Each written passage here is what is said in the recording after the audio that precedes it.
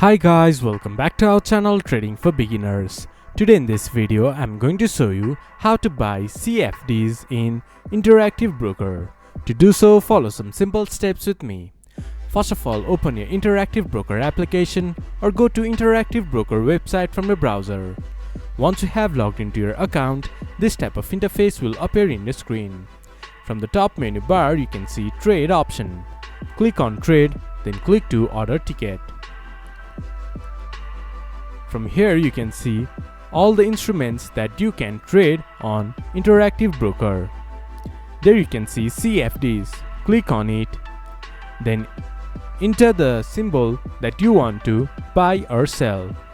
Then choose the quantity that you want to buy. Then select the order type and select time in force. Once you have entered your details, click to submit.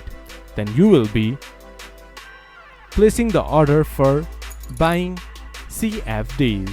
This is how you can buy CFD in Interactive Broker. This much for today's video. If you guys find our video helpful, please leave a like and comment. And do not forget to subscribe our channel and hit the bell icon. I'll see you guys again in our next video. Thank you for watching.